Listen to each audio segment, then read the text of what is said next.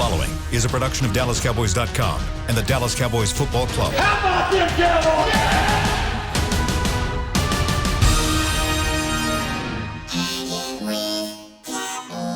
Blowing out of the backfield, exploding down the sideline. This is Hangin' with the Boys, presented by Wingstop, where flavor gets its wings. Now, your hosts, Nate Newton, Kurt Daniels, Jesse Holley, and Shannon Gross. Here we go, boys. It is draft week, coming to you live from the SWBC Mortgage bedroom here in Frisco, Texas. Shannon Gross with my sidekicks, Nate Newton, Jesse Holley. What's up?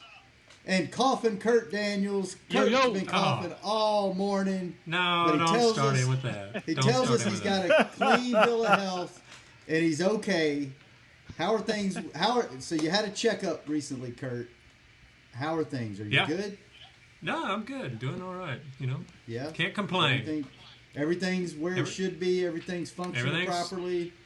Yeah, I think so. So far, so good. Yeah, doing Everything all right. firing off the way it need to, Kurt. You didn't need that. Yeah. Yeah, I've not no complaints right now. Package delivered to you. Oh yeah, that was nice, huh? Yeah. Speaking of, I don't see you guys because I don't have the stream pulled up, but I have on my ears what heaven must sound like. I received a pair of Bose noise-canceling headphones. I think the number on them is 700. And not only are they comfortable, but these are the best, hearing things I have ever put on my ear. Do you guys have yours on? Oh, yeah. They're amazing. Thank you, Bose. Well, hey, I'm going to say thank you, Bose. We kind of got a little crossed up on mine. I remember I wanted the headphones, and my wife told the young lady that I wanted buds because she see me with these buds on. But I wanted earphones, and they was having problems with the buds. So probably next week I have mine. But man, I saw y'all's on the deal. Nice. That's so nice. Jesse, you got yours on? Yeah, nice, man. Wow. Yeah, I got mine on, man. Like the Bluetooth action and everything. I love it, man. Yeah, I take my walks with them on, and I love it. The sound is great. The noise cancellation is great. You know, the thing that I'm trying to feel here before Kurt say something is why I get the feeling, Jesse, you trying to block everybody out anyway with the noise canceling so that when people won't call your name, man, don't do that. Yeah. You don't need to run around with those on. I learned that from the school of Nate Newton. I hear you, my brother. Yeah. Wow, boy, I look bad. Man. I need to get a haircut. Wow, Lord, jeez. But anyway, Kurt, how you doing? I'm doing well. It's good to see you guys again. You guys ready for this draft? I'm ready, man. I am ready. More than ready. Yeah. All right. Shannon? You okay over there? Not hearing anything. Everybody on cut. Ah, we lost Shannon on the WebEx. Nice. Go All right, lead so this thing, Kurt. Where we going? We lost Shannon. We got the draft coming up. So, Let's keep the show going. I'm back. Oh, he's back. All right. We're just getting ready to talk draft, Shannon. What do you think? Let's go. Go with it, Kurt. Let's go. Talk. All right. So we got the 17th pick. What are you feeling? You got a certain position you're liking? Sounds like a few guys are starting to step to the forefront in the mock draft. Starting with you, Jess. Is we lost Jesse? Safety or corner. If we're not going safety or corner in this first pick in the NFL draft, I think we're doing ourselves a disservice. You know what, though? But C.J. Henderson has been the one that's been slotted over the last few weeks. And they talking about Atlanta moving up just to get this C.J. Henderson. So I'm with you, man. We need some type of corner, some type of safety, man. If all else fails, we need that edge rusher, that Chasem kid at LSU, and they've got a linebacker here at Oklahoma. I'm not mispronounce his name and not say it right. So they got a kid at Oklahoma that's a good outside linebacker. So it's a lot of defensive players out there. But I'm with you, Jesse. Corner and safety should be just a need, a hungry need for us. Yeah, I'm seeing a lot of these mock drafts that have Chason falling to us and us taking him. Jesse, you wouldn't be okay with that? I'm okay with it. I still think there's other needs that we need to address. If we don't understand that this thing's going to be a passing league and we got to be able to defend the back end, we're going to find ourselves in a situation again where going up against the top quarterbacks, we're not going to be able to hold up. I think people are going to start really missing Byron Jones. Yeah, for sure. I mean, but what if, like, Henderson's gone? It sounds like the secondary cornerbacks, might be a little deeper than your edge rushers. I mean, would you rather take a guy that can get to the quarterback on that defensive line? I've seen Chason, I've seen Kinlaw, defensive tackle, thrown in there, some to us. I've seen Henderson. McKinney, the safety, is a name that's been in a few mock drafts to us. I mean, that's who I like the most. The McKinney kid is who I like out of Alabama the most. Both the kid at LSU, he needs to be a better open field tackler, and McKinney. But they say a guy that can line up in the slot, he can line up on outside receivers, he can stand back in the hole. Is the Xavier kid and the McKinney kid? That's what we need. We need an all-around safety because, and I'm not saying what this coaching staff needs or want because we don't know what they desire. But I would like that all-around athlete that can play multiple deals and multiple sub packages. We need safeties that are not leaving the field. In the last few years, we've had too many safeties leaving the field, and maybe that's why they have always thought this is a position of need. But if you got a safety that can play multiple positions and slide down in the slot, now you can. If you can ever get that guy in here, now you can start looking at that front end a little bit more with a few more picks.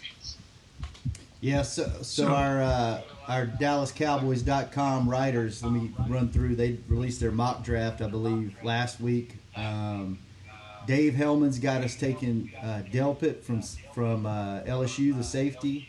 Yeah, I mean that's Dave Hellman. Of course, though, Dave right? does. That's Dave looking out for his homeboy. That's Dave looking out for his homeboy. Nick's got us taking the safety out of Alabama, McKinney.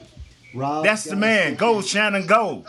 Rob's got us taking Henderson out of the cornerback out of Florida, and he won't be there. Kyle. Let's go, Rob. So, but he won't be there, Jesse. I don't think. I'm serious, man. This kid 3 weeks ago was barely mentioned in the top 15 players or the top 10 players. Now, and this could be rumor, because rumors are alive and well more so now than any other time because of the unique situation in the draft. But that C.J. Henderson, when they first mentioned him, I don't know how you felt, Jesse, but I was like, man, this is what we need. A big guy, 6'1", 204, whatever. He's over 200 pounds, long arms. He's what you're looking at, a traditional corner in these days, man. And so who would challenge one-on-one. So here we go. There's other guys out there, but that was the guy. I was salivating for that kid, man. So Nate, you think they'll have to move up if they want to get him? Just the way everybody's starting to push him in these last few days and these last weeks. I mean, like I say, a lot of people will holler things. Hey, we like this guy, we doing this, and trying to position themselves in a different way. But I don't think teams can afford to do that this year because with the unique situation of the virtual draft, you mess around here jacking around with somebody else, and the person you really won't be gone. So you may be just throwing things out here now, but this thing gonna be moving fast, and it's gonna be furious, and people gonna be on the phone trying to cover up the phone. But you know what? This technology is something else, so you got to be precise in who you want and know who you want if they fall to you. But you wouldn't trade up? Who, me? Yeah. The reason I won't trade up for a true first-round pick, and this is what I'm thinking, C.J. Henderson, he's a true first-round pick with a first-round grade. I think, I wouldn't. No, if one spot, but Atlanta's at 16.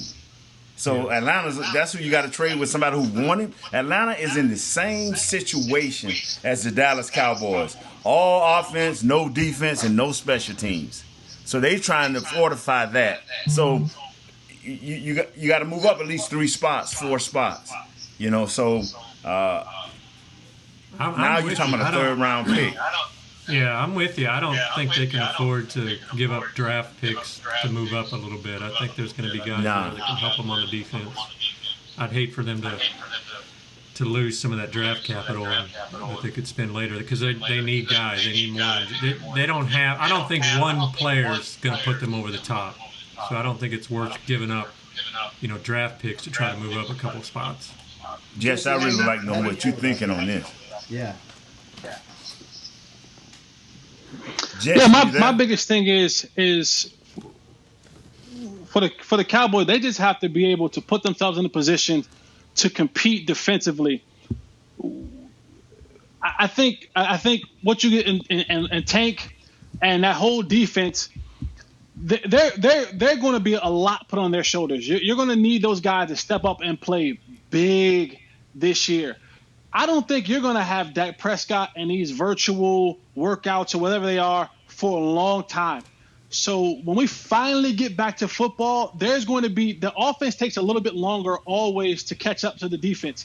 So if the season starts and our offense is still trying to find their legs, our defense is going to have to hold this thing down. And everything that's coming up into the new NFL is going to be guys passing the football 30, 35, 40 times a game.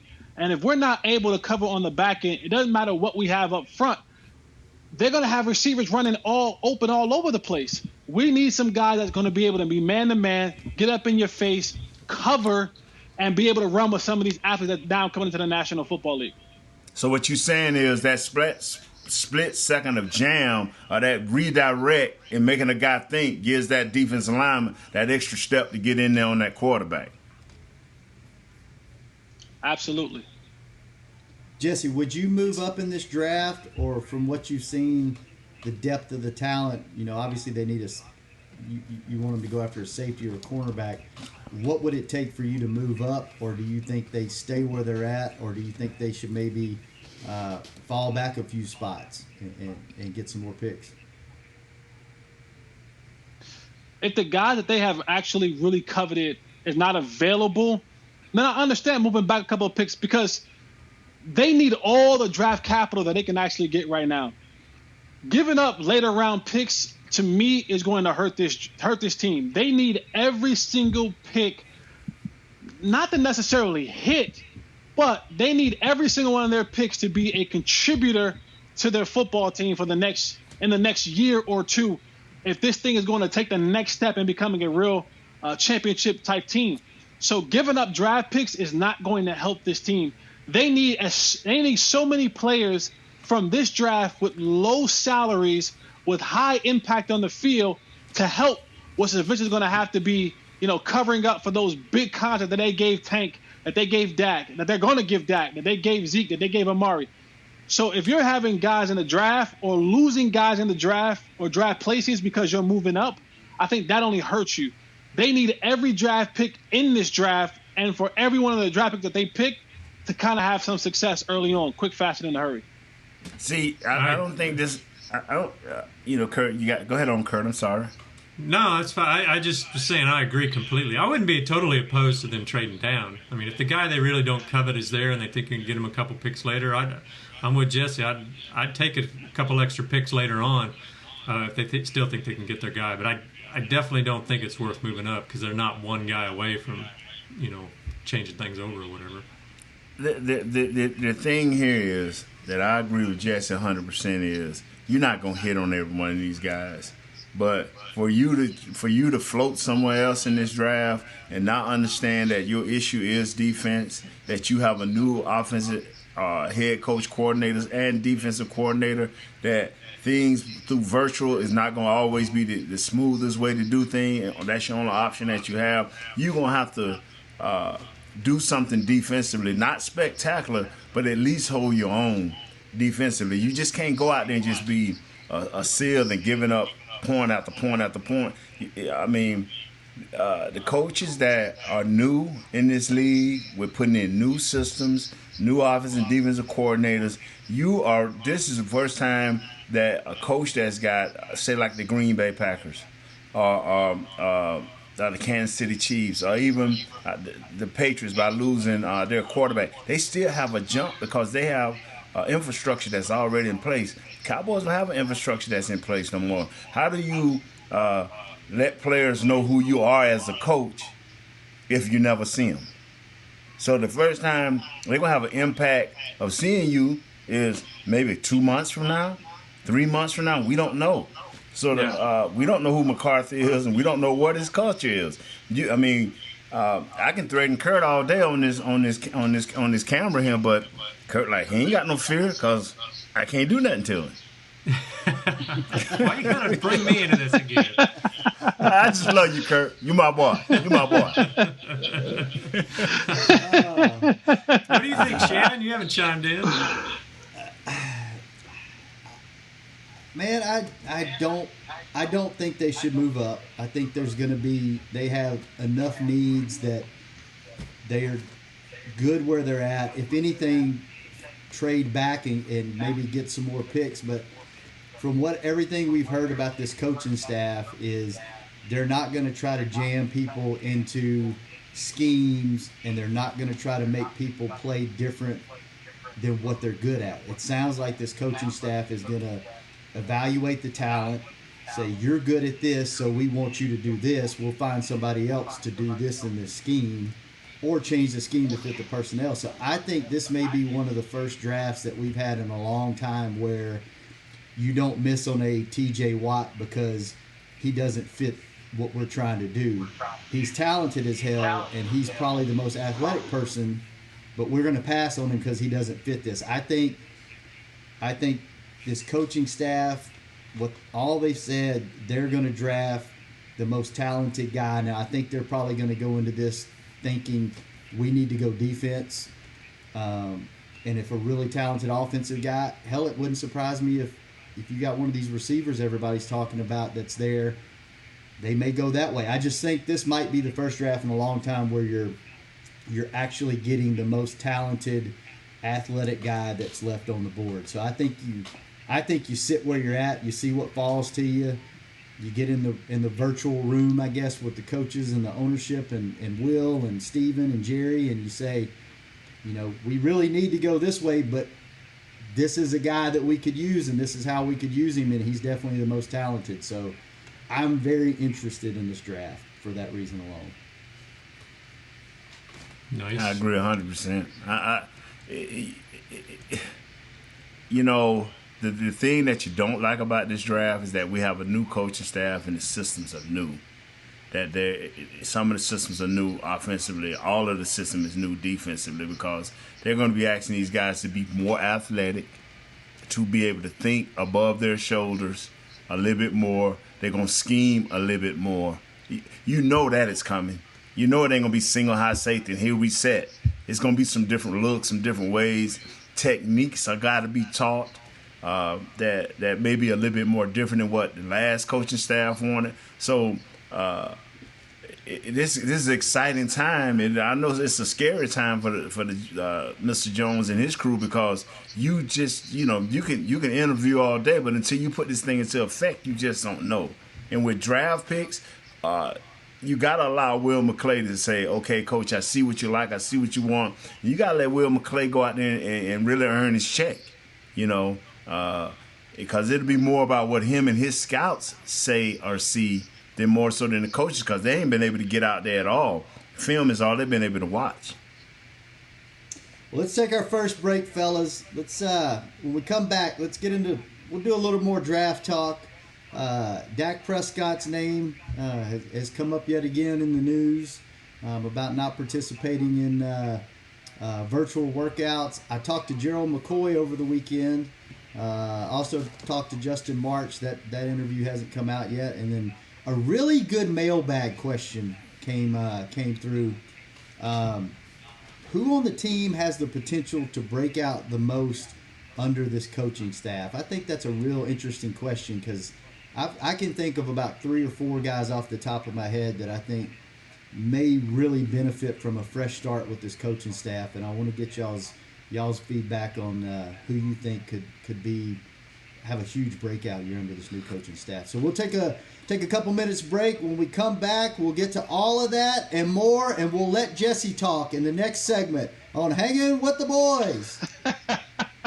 This has been a production of DallasCowboys.com and the Dallas Cowboys Football Club. How about this, Cowboys? Way, where Thanksgiving means spending the day with 100,000 of your closest family and friends to watch the game live. Where 16 Hall of Famers and 5 championships show us what success looks like. Where we're all defined by one single thing, the star. Where we as fans have the power to keep the tradition going. Bank of America is proud to be the official bank of the Dallas Cowboys and to support the quest of living life the Cowboys way. What would you like the power to do? Bank of America. Copyright 2019 Bank of America Corporation.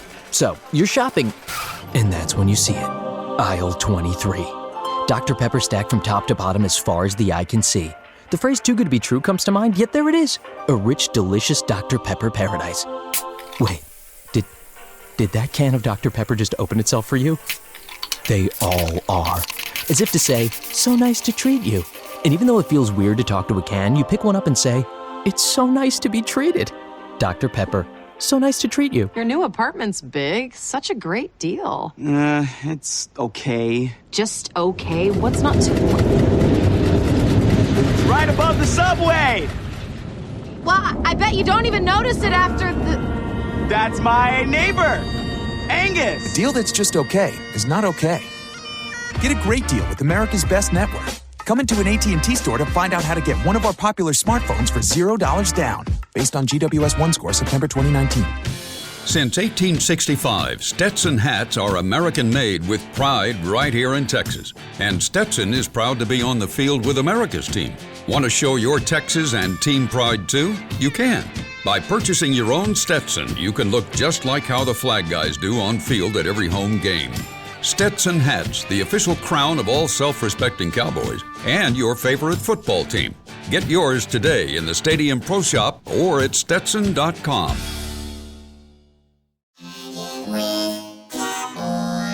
Back to Hangin' with the Boys.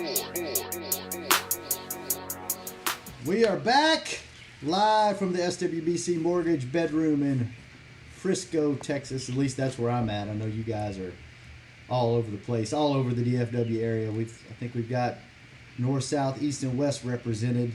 Join us for the Dallas Cowboys Draft Live presented by Miller Lite on April the 23rd. That is this Thursday at 7 p.m. We can now announce it. The cat is out of the bag. It will be hosted by huge Cowboys fan Jamie Foxx and DeMarcus Ware. The annual draft party has been reimagined into a virtual format for 2020 with exclusive draft coverage, front office and player interviews, and more available to fans everywhere. For details and to watch live, go to DallasCowboys.com/draft live. We'll talk about that more in a second. But Kurt, you've got something to do with the draft as well, right? Yeah, you can still get our annual draft guide. Digital versions available. Some of our regional stores do have the print copies, but this will give you all the information you need on the Cowboys draft, positions breakdowns of what they need, what they don't have. Also, our mock drafts. The great David Hellman gave us his first-round picks.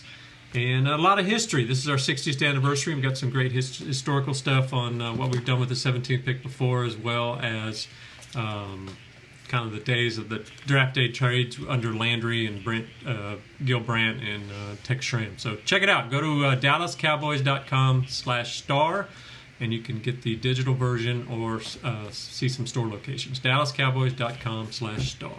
Thank you.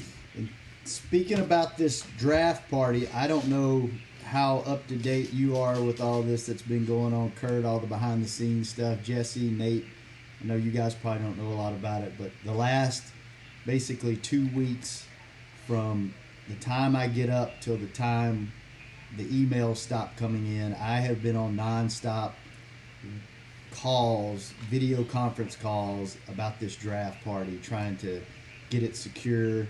And I know Matt Kent makes all the magic happen on all these podcasts. iRobot. iRobot's going crazy. Kent, He's got a big part to do in this live draft party. Beam that's running manning the production board right now on the podcast with us. He's got a lot to do with this stuff. So if anything screws up, it is their fault. So you can I'll give out his email address. That's hardcore. On the next podcast on Monday, and you can email him if it goes south. It's Matt Kent's fault.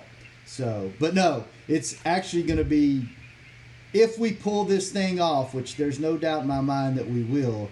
It is going to be one of the coolest things that we have ever done since I've been here, and I've been here a long time, and we've done some really cool stuff. But to pull this thing together and do it all virtually and not be in the same building and the same meeting rooms to talk about this and do it all virtually is going to be a huge feat, and it's going to be really cool with DeMarcus. He's super fired up. I've talked to him a couple of times about it. Jamie Foxx he's been a Cowboy fan his whole life. We're going to have call-ins from players. Hopefully some celebrities are going to call in, and it's going to be a good time. So if you are around and don't have anything to do Thursday night, check it out. You can see it on all of our social channels. I think the first 30 minutes of it will be broadcast on our social channels, and then you can catch it on DallasCowboys.com for the duration of the draft. So check it out. It's going to be really cool. It's going to be very cool. I wonder if this is something they'll keep doing going forward, even if things kind of return to normal, because it's got potential to be great. It's going to be amazing. Yeah, looking forward to it. Yeah, me too. And I know kind of the behind the scenes stuff that's going on and kind of the way that this is going to work. But Jesse and Nate, I kind of want to get Jesse. We'll start with you. Kind of want to get y'all's feedback. What do you? We know how we normally watch the draft, with everything being virtual, and you're not getting the red carpet, and you're not getting all the players in the green room and all that stuff. What are you expecting from kind of, I guess, a fan point of view from the draft this year?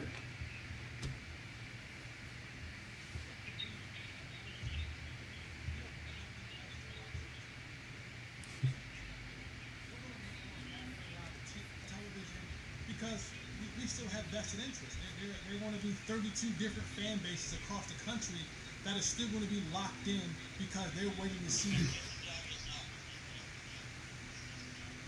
And then on top of that, with it being 32 teams being represented in their fans, this will be more video than we've ever seen, my fellas. When the first pick of the draft, Joe Burrows, they'll probably shoot a video cam of his home and maybe what he's doing with his family or his 10 members or less in his house. But then it'll be a barrage of highlights of Joe Burrows winning the national championship and so on and so forth. So that it's going to be unique. But the NFL will not let you down with a lot of with a lot of things that they do. Kurt, what are you, as far as a kind of a work type deal, what are you going to be doing on the draft? Or do you have anything to do with any part of the draft? I don't have any. Or are you just kind of watching as a fan? Right. Most of our work's already done. I mean, if if the web guys need some help, I'll definitely jump in. But they're so good at what they do, I'm not sure they will need the help. What I'm kind of interested in, some of the stuff I've been reading is these mock drafts just may be totally off. I mean, there's this theory that you get all these scouts together at these pro days, and they sort of form this group think about, this player's, these are how the players are ranked. This player's better than that one. Well, you don't really have that interaction this year. Everything's so separate. There weren't any pro days, and some people are kind of believing that you're not going to have this group think. So you may see some real changes of what the experts, the so-called experts, the way they think these mock drafts are going to fall. It may be quite a bit different. I think that's going to be kind of an interesting aspect to this year's draft that you don't have in previous ones. Because if you go to NFL.com, Shannon, Kurt, and Jesse, they have 8 guys that they consensusly think are first-round picks. Then they have another 1, 2, 3, 4, 5, 6 guys that they're saying first or second-round picks. So virtually these guys will be high first-round picks. I mean, low first-round picks, high second-round picks. So a lot of guys, I'm with you, Kurt. A lot of these guys are out on their own for the first time as experts because they're not gathering, they're not forming, they're not getting together saying, okay, what do you got on your board? What are you guys looking like? What you think about this guy? So, we like the Xavier kid from Bama, but as I look on this thing, there's nowhere on here where he's a day one pick, as far as what NFL.com is saying. There's just one of many outlets that has a view of a player. That's a great theory, Kurt, because if you think about it, a lot of people in the media that do these mock drafts, they have, their people they talk to. They have people that are in the building. They have people they form relationships with over the years. Well, those people hear a lot of water cooler talk, whether they're in the scouting department or whether they're in the front office or whatever. You walk by your buddy that's in your scouting department and you hear him having a conversation about a guy, and it turns you on to that guy, and you're like, oh, I'm going to go check him out, and I'm going to go watch some film, or and then you keep hearing the same names over and over, and that winds up kind of, if you're a source, then you wind up telling that to your guy. Well, like you said, you don't have those conversations because you're not in the same building. Everything you hear is in a formal, I guess, kind of virtual meeting setting, so you're not having a lot of these casual conversations about this guy and this guy.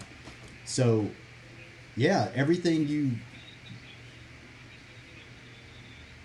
Pro days, right? When these scouts are at these pro days across the country, there's these, almost these locker room talks, or you're in the same airport as another scout or another GM or so on, or something like that. So you have these casual conversations, as Jason Garrett used to say, over a couple lemonades, and that kind of almost tips the hand sometimes what teams are looking for, what teams are maybe going, and so you got a better understanding. So with all that being eliminated, to Kurt's point, you absolutely have a different all-around perspective of what may be happening, who may be going where, who may be picking what, because these guys are just like us. We're all sequestered in our homes, and you don't have those, because you can get a feel for a guy. You've all sat with guys and had conversation with guys. You be like, oh, he's lying, or you've known a guy long enough to know that when he's telling the truth or when he's not telling the truth. So not having that face-to-face interaction, whether it be at someone's pro day, in an airport, at a bar, at a restaurant, somewhere, somehow, throughout all these travels, these scouts and GMs, they just don't have that face-to-face interaction anymore. So even the reporters, the insiders who are at these pro days and at these same bars and these same hotels, they don't have that access either. So there's probably going to be a lot of hit and misses when it comes to what are the scouts saying opposed to what are the quote unquote experts saying, or what are the team actually picked. So it's going to be an interesting Thursday, Friday, especially those first two rounds, because we're all going to be tuned in. You got 32 teams, 32 fan bases invested in what this draft is going to do, and we're all looking for something. We're looking for something new and refreshing in terms of sports. Of course, we all watched last night the documentary of the Bulls, so we're all going to be tuned in for the NFL draft. I mean, NFL is king in America. When you look at this, like you keep seeing me turn my head and I named out possible first round picks defensively, and you name out possible first round picks offensively, and for the first time by us being in this virtual world, you don't have a top 10 set of guys or a top 5. The only person we know is Chase Young and the Burrows. After that, we don't know. I mean, even Tua name has been tossed around as far as getting down to possible 6th pick with San Diego and guys like that. So for the first time, you can't just lock in and say, hey, this is how it's gonna go for at least the first 2 or 3 picks. You just don't know this year. Yep. All right, that's enough for draft talk. I want to get into, let's finish this show stronger than we ever have. We need to talk about Dak Prescott. We need to talk about Gerald McCoy. We need to talk about that awesome mailbag question. Let's do all that. Let's take our break now. That way, the last 20 minutes of this show, we can just bring it. You guys with me? We bringing it this last segment? Let's do it. Yeah, Jesse's back. Okay, then we'll bring it. We're going to take a quick break. When we come back, we're going to bring it on Hanging with the Boys. Planning your next family vacation? Make it Dreams Plymouth Harris Golf Resort and Spa. Enjoy the perks of unlimited luxury at this all-suite beachfront haven where gourmet meals, premium drinks, and activities are all included. Only 10 minutes from downtown Cancun, Dreams is situated on a private white sand beach. Soak in the views from the infinity pool, pamper yourself at our spa, or enjoy family time at the Lazy River and Water Park. Book your stay today at Dreams Plymouth Harris by visiting dreamsresorts.com. Want to use what the pros use? How about the official men's skincare brand of the Dallas Cowboys, Jack Black? Right now you can get the Jack Black Starter, a curated collection of Cowboys locker room favorites for just $10 with free shipping. The starter includes 4 Jack Black skincare favorites plus a full-sized intense therapy lip balm. Go to getjackblack.com/Cowboys and use the code word TEAMJB. That's getjackblack.com/Cowboys. The Jack Black Starter, $10, free shipping. The Cowboys Way, where Thanksgiving means spending the day with 100,000 of your closest family and friends to watch the game live. Where 16 Hall of Famers and 5 championships show us what success looks like. Where we're all defined by one single thing, the star. Where we as fans have the power to keep the tradition going. Bank of America is proud to be the official bank of the Dallas Cowboys and to support the quest of living life the Cowboys Way. What would you like the power to do? Bank of America. Copyright 2019 Bank of America Corporation. Your new apartment's big. Such a great deal. It's okay. Just okay? What's not to...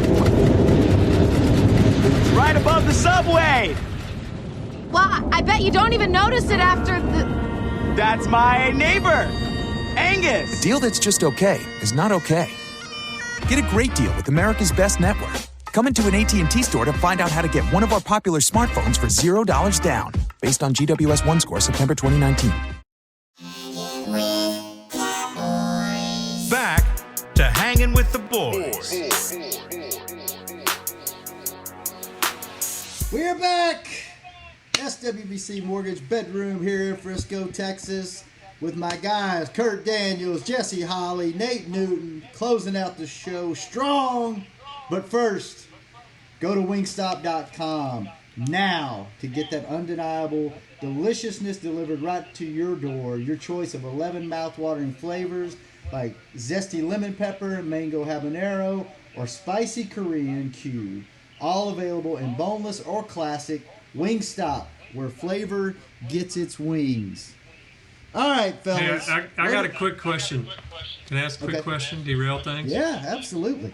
So, hey, Jesse, so you've had Cowboys gear behind you, and you've had Carolina gear behind you. What's that behind you today? Yeah. That's old 4th and long gear right there. Those are the old helmets right there from when we were. Yeah, that's my 4th and long jerseys right there. It's a little 4th and long poster up there. These are the. Let me pull this up. Right. This was the. We had a game. This black helmet was a game where everyone that got eliminated got brought back for this one game, and if they outplayed you, they were gonna get your spot. And if they didn't outplay you, they got back on the bus and went home. And this was our kind of everyday, every game type helmet right here, the O helmet. So this was the X's versus the O's, and I wore number 83 during that time. That's the number that they gave me. So that's the good old 4th and long uniform back there. I wasn't sure if that was 4th and long or a high school thing or what. No, that's 4th and long right there. All right, good deal. That's all right. Awesome. That's really Sorry, cool. Shannon, go All ahead. right, Kurt, where do you want to go? We got Dak Prescott, we got Gerald McCoy, and we got the mailbag question. Well, I did want to get your feelings on the latest news on Dak. Seems like every week we have something news on Dak, but it's kind of come out that he's not going to participate in any of these virtual off-season meetings or anything like that. I guess if there were OTAs or something, maybe he wouldn't be involved in that. I know he's trying to gain leverage for his, to work out a long-term contract, but I got to wonder, is this hurting him more than it's helping him? What do you guys think? If it hurts Dak, it hurts the team. That's just the bottom line. If it hurts Dak, it hurts everything offense, and it hurts everything defense. because right now you need Dak in there because we talked about a lot in the first few minutes of the show about defense. Well, if he was at least there doing the virtual things, trying to gather all he can gather and have his little one-on-ones with the coaches over the phone or whatever, he can at least be even with everybody because they're gonna need every man they can get. But he already has leverage, so I guess you can get more leverage. I don't know. I just wonder, from a team standpoint, if he's not going to be ready, if he's not doing the system or whatever, and they franchise him for one more year, does he lose leverage because he may not be as prepared, or like you said, that may hurt the team? I mean, I don't know. I just wonder if it's hurting him. This cannot bode well. You fired your coach, brought in a coach that you thought said, okay, we can't go backwards. We have to do this today. And you did that with your quarterback in mind. So if it hurts Dak, I mean, who got him signed a deal for $30 million, and then okay, if you franchise him next year, it's gonna be about $39 million. So who is it hurting? It's hurting the players that's a part of that team. It's hurting the fans. I mean, you cannot let this linger. If it's about trying to show the fans that you're trying to win now. I don't get into the negotiations. That's between Mr. Jones and Dak. But if Dak's not there, who's your next option? Yeah, it bothers me a little bit, or a lot, because I think this season more than any other season, the way things are going and everything's going to be virtual, like, you're not getting to spend that time on the field with your guys. So you need every opportunity, whether it's meetings, whether it's interaction with coaches, through virtual interviews, interaction with players through virtual interviews. Like, you need to be around this team and this coaching staff as much as you possibly can, because everything's new. You don't know anything, and everybody is already going to be a little bit behind the curve this season because of not being able to be in the facility, not being able to have... Then pay the man his money. If you want him there, pay the man his money. Here's the thing. You said it. This hurts no one but the Dallas Cowboys. And here's why. Because if he decides to sign his franchise tenure, right, $33 million, and this season doesn't go as well as planned, once you become a starting quarterback in the National Football League, Dak will have the opportunity, even if they franchise him again next year for almost $40 million. So that's 2 years for $70 million, 70-something million dollars on a guy. If you decide to let him walk, guess what's going to happen? He's going to go somewhere else in the National Football League and sign a long-term deal. And now that puts you back in rebuilding mode, because now you have to go back on the market and find another quarterback. Look at the quarterbacks in the last 30 years that's been drafted in the first round. Only a small percentage of them have actually been drafted in the first round and had long-term success in the National Football League. Finding a quarterback is one of the most essential pieces in building a team in the NFL. You have one. You have one right here. And the longer you prolong this thing, and the longer you go into this thing, the more he's going to be away from this team and not doing virtual workouts. I don't blame him for not doing virtual workouts. He's done everything you've asked him to do up to this point. Now he's asking you to do what you're supposed to do and sign me to a long-term deal that I see fits what I want to do. And if you don't, then you find yourself in a situation where you're going to have to look for a new quarterback. He's going to have an opportunity in the league again to start for a team. I know that for a fact. Teams are going to look at, do I go draft a guy out of college in a year or two who I don't know, or do I take a guy who has 4, 5, 6 years of experience, who had a bad situation in Dallas, who we think can be a starter for us? So he'll get an opportunity again to start in this league. The Cowboys have to worry about if we go, and then they won't be bad enough. The Cowboys in the next 2 years won't be bad enough to get themselves in a position to go and get a guy like a Lawrence or someone else in the draft that may come up. They won't be that bad. They'll be somewhere where they're at right now. And most of the time, those type of quarterbacks don't get to 17. You lucked up with getting the guy in the 4th round in Dak Prescott. And if you look over your history from the Dallas Cowboys, they don't have a great history of quarterbacking. Yes, you have Roger, you have Troy. And then after Troy, you went through a long list of failures at the quarterback position, and you lucked up on a guy in Tony Romo who you got undrafted, and then you lucked up again on a guy in the 4th round. I don't know if they have. I don't know if Jerry's manufacturing 4-leaf clovers, but I doubt you're able to get that lucky again to find a guy who can come in and be a starter that you got in the 4th round. And as bad as you may have thought Kirk Cousins was, Washington is in that cycle right now. Yeah. The Redskins are in that cycle, just good enough or just bad enough to be picking way down low. And now you got a chance to pick in the 2nd round, and you got a kid last year in the 1st round with maybe the 17th, 18th, or 20th pick. You don't like this kid. You let him come up for discussion. Now you talking about being you want Chase Young, but you still have to give consideration to a Tua. That you don't want to be there. You don't want to be there. And so Kirk Cousins is a perfect example. The Redskins didn't want him. He had a so-so year with Minnesota a year or so ago. Last year, they found a groove with this kid. And so they went into the 2nd round. Quarterback is the essential. I'm with you, just essential to what you're trying to do and how you're trying to have longevity as a winning program. Don't you guys think too? You've groomed Dak now for several years, and you kind of the last year or two you've painted yourself into a corner by saying he's our guy, we're going forward, he's our guy, we're building this team around him.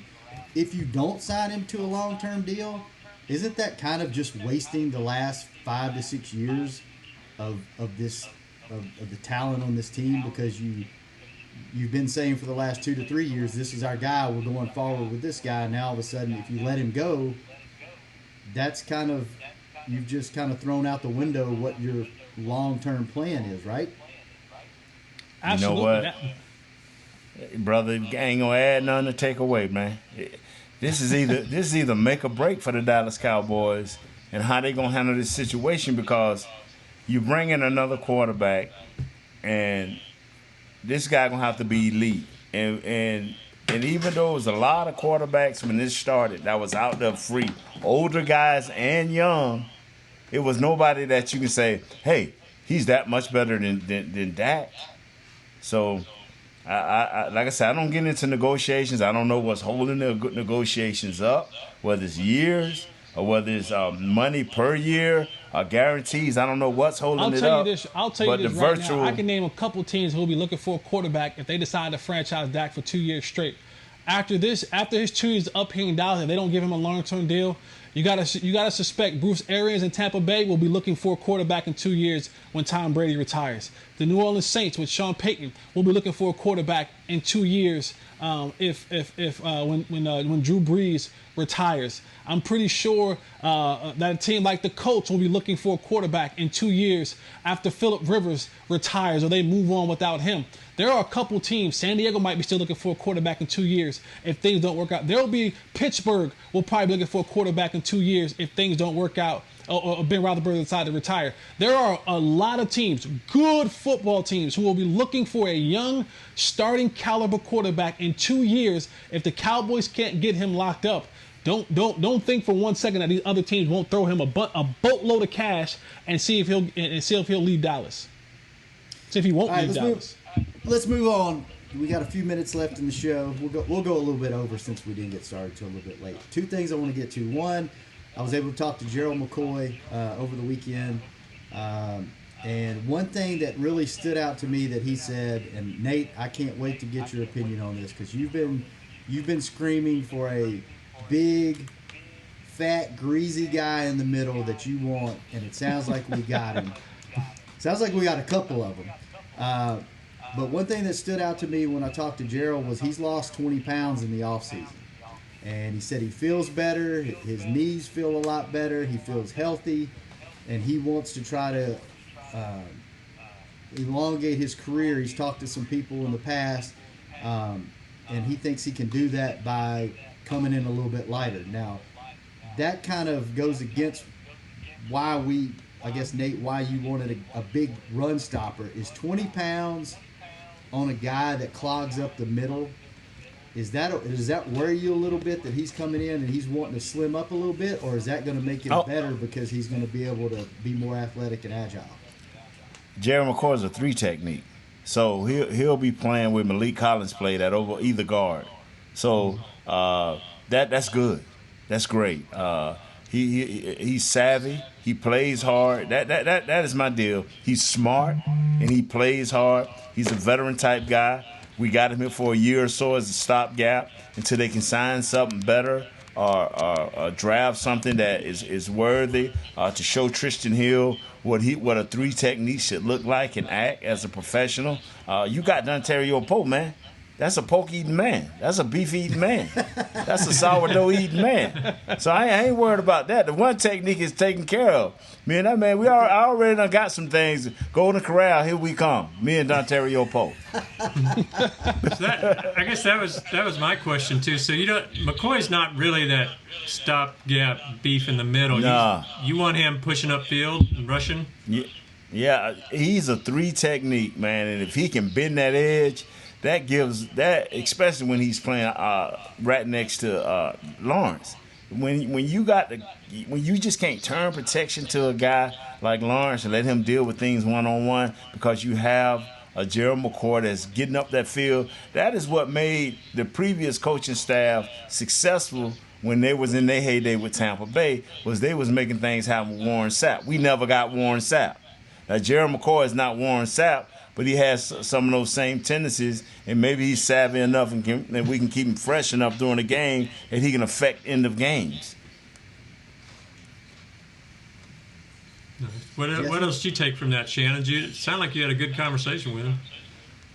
Yeah, real energetic guy. He kind of, just talking to him, he reminded me of a defensive Nate Newton back in the day. He said that he takes football and his craft very, very, very, very, very seriously, and he's dedicated, but he still likes to have fun. And he kind of alluded to, fans in the past have sometimes gotten frustrated with him because football is football, and he takes it very serious, but he also likes to, enjoy himself and have fun and have a personality, and but he was basically saying, don't get it twisted. Just because I'm cutting up and having fun and joking around doesn't mean that I don't take the game serious, and that I'm putting in the work. I'm doing all of this. So that was one thing that kind of stood out.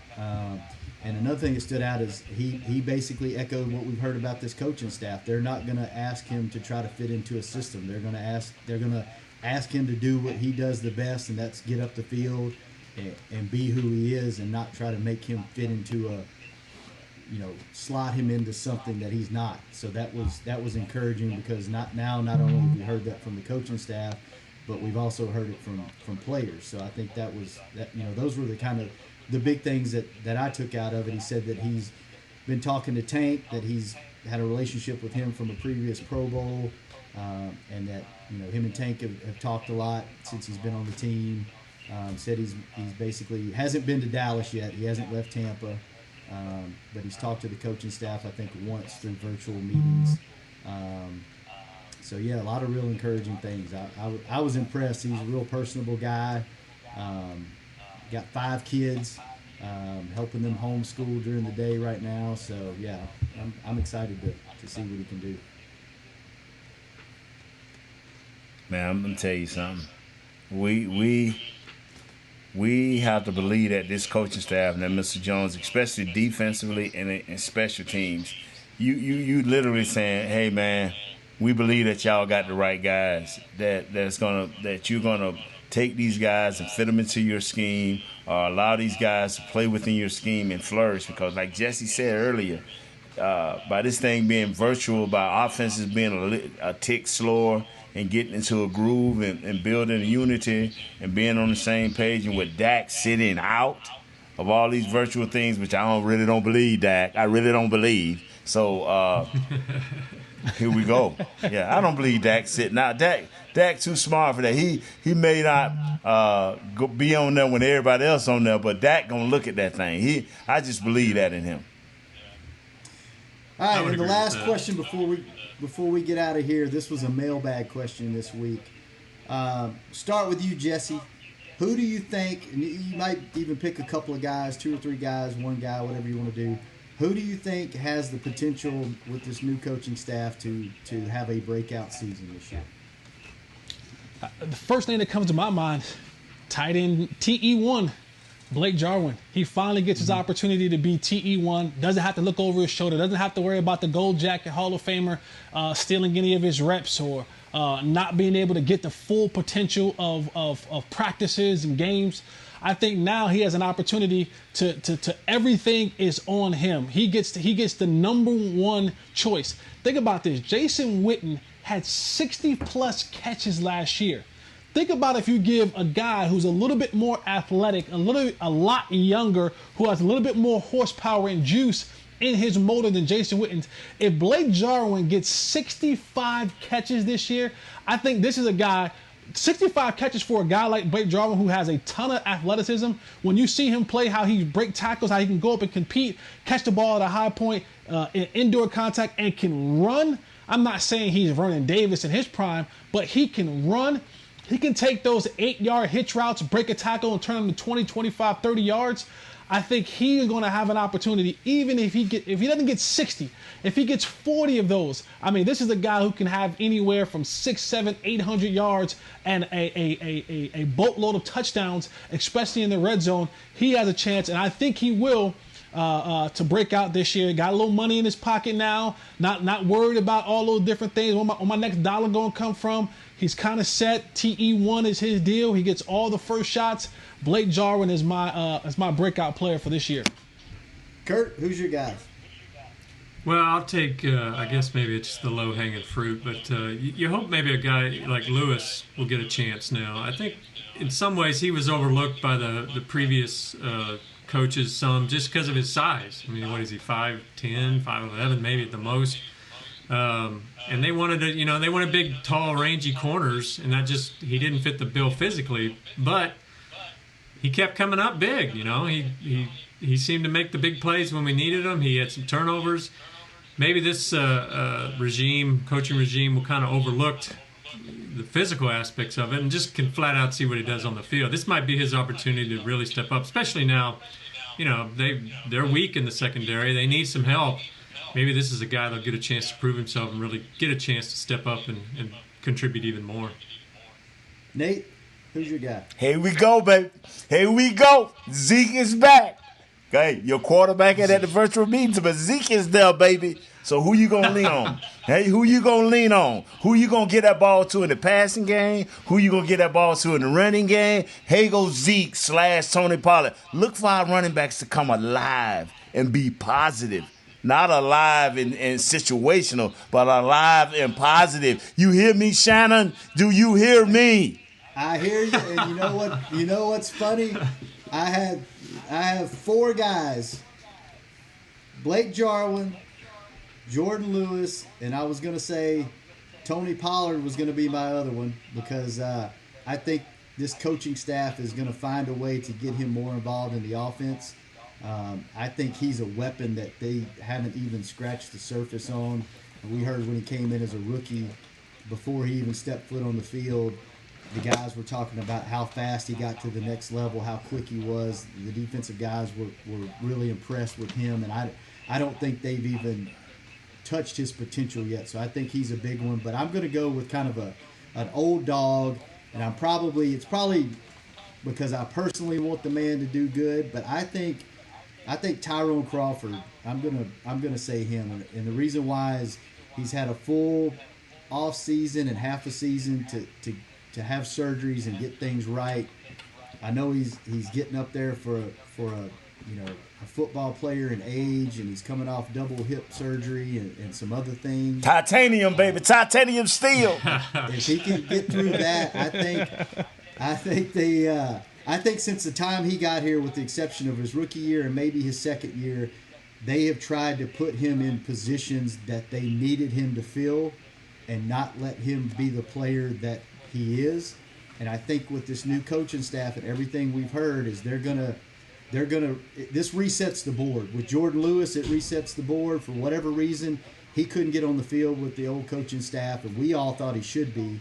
I think this is going to reset a lot of guys. They're going to come in, this coaching staff, with, no preconceived notions. They're going to look at the film, they're going to look at the player, and they're going to go, you should be playing, and here's how you should be playing. I hope what they do with Tyrone is, hey, this is the kind of guy you are. This is how we're going to use you. We're not going to try to make you play here or here because we don't have another guy to fill that position. We're going to let you play to your strengths. So I agree with everything every one of you guys said, and then I'm going to throw an extra guy in there and say Tyrone Crawford. So that's my dark horse. So.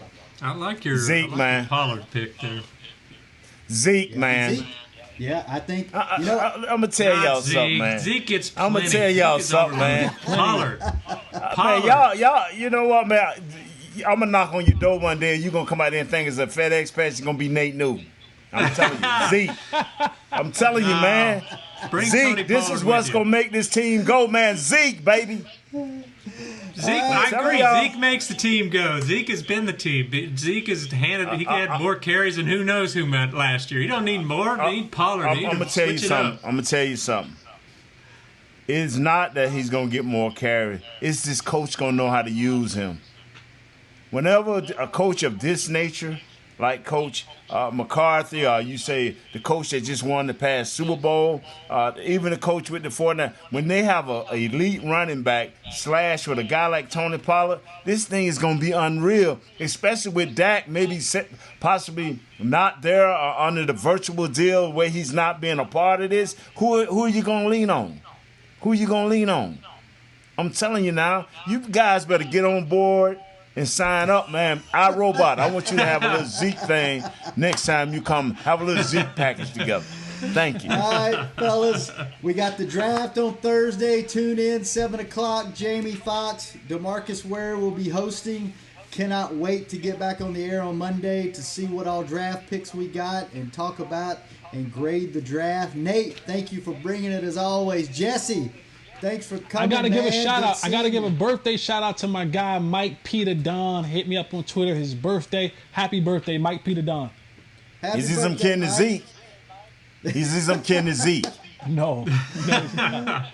Kurt, glad to hear everything checked out and you're doing good. Yep. And everything. Kurt, you hate Zeke. You hate Zeke, Kurt. I don't hate Zeke.